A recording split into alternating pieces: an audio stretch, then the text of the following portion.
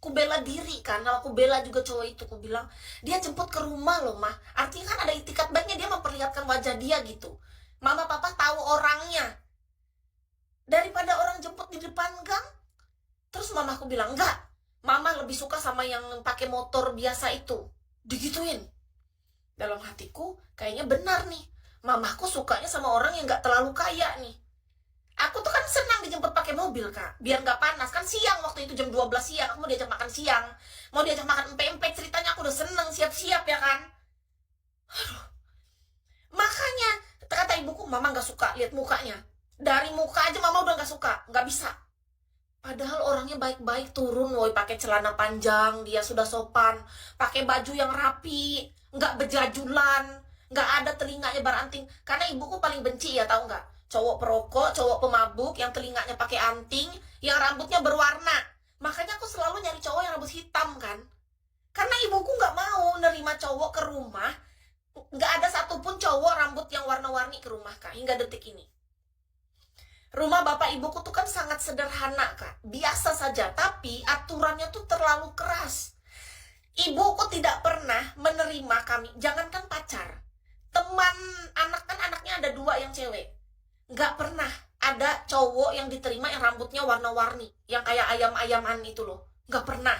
Pokoknya kalau rambut cowok udah kayak ayam kayak gitu warna-warni, udah nggak bisa, nggak boleh. Ngelihat orang-orang yang udah kelihatannya kayak mabok-mabok, kayak begajulan, nggak boleh, harus terlihat rapi, bersih gitu. Kan aku kan anak kecil kak pada masa itu, aku kan makanya tahu nggak kenapa salah satu tato ini tuh salah satu aku untuk sebagai wujud, selain aku memang suka art atau seni, ini tuh salah satu aku mengekspresikan diriku, dari dalam diri itu keluarlah dalam bentuk seperti ini. Kan ibuku nggak suka yang orang berwarna rambut-rambut dengan bertato kan kalau cowok datang. Jadi ada cowok dulu tuh aku suka banget, dia tuh bertato. Tapi ibuku nggak suka sama cowok bertato, diusir dari rumah. Dalam hatiku ya udah aku tatoin diri aku gitu. Dalam pikiran aku kan senang. Aku kan jujur sama diri aku senang. Sesuatu yang aku senangi, yang aku suka, aku tuh pengen nggak usah terlalu dilarang dalam pikiran aku. Tahu nggak apa? Akhirnya aku tato diriku. Pulang aku, tetap pulang ke rumah. Mah, orang pertama yang aku kasih tahu ibuku kalau aku bertato. Aku tatoan. Kata mama nggak percaya. Pasti itu yang pura-pura kan, yang tempel-tempel dari hadiah permen. Enggak mah, ini tato beneran. Kamu kan udah tahu mama nggak suka. Ya mama kan tahu, aku juga nggak suka kalau mama tuh kayak gitu sama teman-teman cowok aku. Aku tuh pengen berteman juga sama cowok-cowok, mereka tuh udah berani jemput ke rumah, udah bagus mah. Aku ngomong, aku bilang, harusnya kan mama belajar untuk terima dulu, ngobrol kayak atau apa, jangan langsung tutup pintu, kunci pintu, tiba-tiba teman aku nggak boleh ke rumah. Mau gimana aku punya teman kalau kayak gini mah? Mama yang pilihin aku. Dipilihin mamaku ada satu cowok yang pakai motor, yang sering bawain terang bulan sama martabak. Itu pilihan mamaku tuh. Selain pilihan mamaku, pilihan ibunya juga. Jadi aku nih pilihan dari almarhum ibunya, dan dia itu pilihan dari mamaku juga. Jadi kami itu bersama karena pilihan dari orang tua pada masa itu, karena kami juga anak-anaknya masih labil. Ibuku senang dengan karakternya yang suka membawakan makanan, terus bisa ngobrol dengan ramah. Ibuku tuh suka dengan orang yang bisa ngobrol gitu loh sama dia. Kesenangan ibuku tuh kan ngobrol sama orang, kesenangan dia. Nah, iya loh.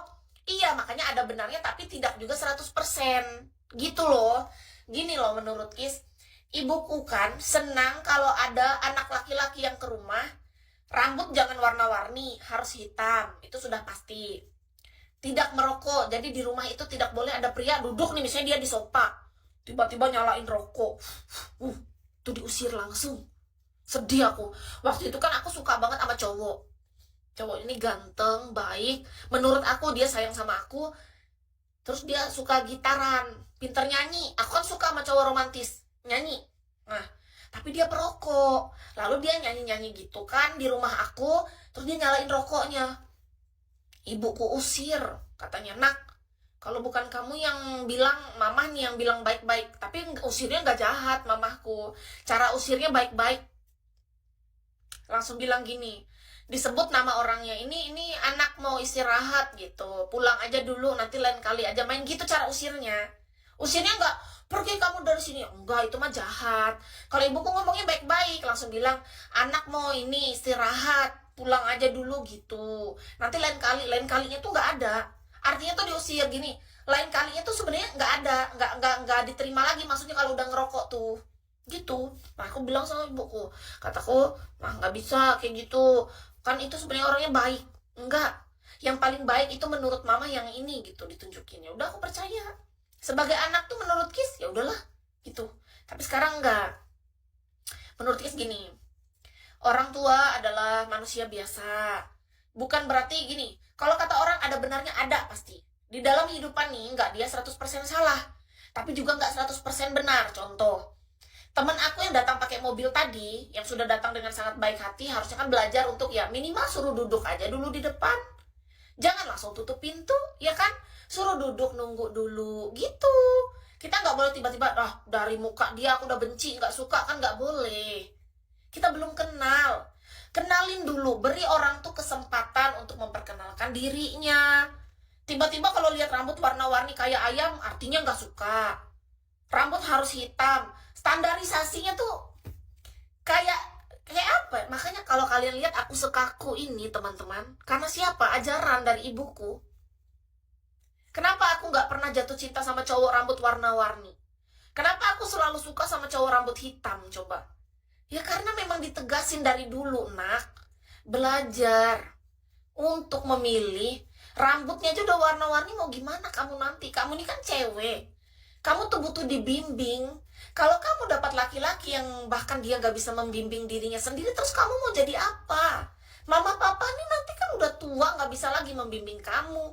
Kalau kamu dapat laki-laki yang gak bisa membimbing kamu, mama papa nih mau jadi gimana? Gimana mama papa mau tenang melepasnya? Gituin. Pantasan adekku langsung disetujuin. Karena pilihan adekku tepat, woy. Adekku pilih suami tahu nggak? Rambutnya hitam. Tidak perokok, tidak pemabuk, tidak penjudi, semua tuh tidak. Langsung diterima. Dari awal ke rumah langsung, ayo duduk nak. Mau makan apa? Papa mama hari ini sediakan makanan. Ayo makan sini. Kok beda dalam hatiku gini? Dulu aku perasaan punya pacar nggak digituin. Giliran pacar adekku, bener loh kak Bang Bi, aku tuh sampai dalam hati menangis gini kataku. Kok pacar adekku beda? Kan kita saksinya di depan mata. Pas adekku bawa pacar mau nikah waktu itu, perlakuannya gini. Ayo duduk, silahkan. Mau makan apa? Hari ini mama masak ini gini. Ini ada kue nak, ayo dimakan. Kan kita jadi sedih ya dalam hatiku. Kok pacar adekku diperlakuin baik gitu. Tapi pas aku lihat ada memang, karena sesuai dengan kriteria bapak ibuku. Jadi pacar adekku ini rambutnya nggak warna-warni kayak ayam, memang hitam, nggak disemir, nggak bertato ya. Karena memang ibuku nggak suka. Rambutnya hitam, tidak bertato, tidak merokok. Pokoknya semuanya tuh sesuai standarisasi menurut mereka gitu. Sedangkan aku kan punya selera sendiri. Aku nih memang beda gitu dibandingkan anak yang lain. Aku tuh merasa dari hatiku gitu, rasanya kalau aku suka ya aku suka gitu. Tapi pas kayak gitu diperlakukan kok beda. Ku perkenalkan ada cowok baru waktu itu, ku bawa ke rumah. Ibuku langsung tarik aku ke kamar. Duduk aku sama ibuku. Kenapa mah? Kata aku. Aku mau kenalin pacar baru aku. Aku bilang, Kak, mama gak suka, ini beda nih orangnya gitu. Aku bilang kan mama baru lihat mukanya, belum ngobrol. Enggak. Menurut mama ini enggak. Pokoknya enggak, kamu sama dia teman aja. Jangan pacar-pacaran, enggak. Digituin langsung. Digituin, bener. Ya udah aku nurut aja. Kenapa? Bagi Kis gini kak, ketika orang tua masih hidup, artinya masih ada kendali mereka dalam hidup ini. Mau gimana? Fakta kan? Kalau dibilang enggak, terus kalau kita melawan artinya apa?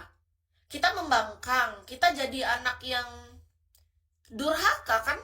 Gimana sih menurut kalian? Coba tolong dong bukakan hati dan pikiran aku nih untuk bisa, gimana caranya untuk supaya aku tuh gak merasa bersalah, supaya aku gak merasa jadi anak yang durhaka, supaya aku tuh gak dianggap anak pembangkang. Gimana? Ketemu calon mertua anggap aja kayak mamah kita. Gimana maksudnya? Gimana caranya supaya aku nggak merasa bersalah, nggak merasa jadi anak durhaka? Itu aja sebenarnya. Aku tuh pengen hidup tanpa rasa bersalah aja sebenarnya. Gimana caranya? Karena ketika aku memperkenalkan pria kepada orang tuaku, kalau mereka memang udah nggak suka, aku tetap lanjutin. Aku merasa bersalah. Aku pernah soalnya satu kali. Jadi ceritanya aku kenalin cowok. Ibuku nggak suka. Jadi kan aku jadi backstreet. Tahu arti backstreet? Aku diam-diam. Aku jadi nggak berani bawa cowok itu ke rumah. Jadi aku yang ke rumah dia. Ke rumah cowok ini gitu. Untuk mengenal pria ini tuh aku kenalan sama ibunya. Aku kenalan sama bapaknya.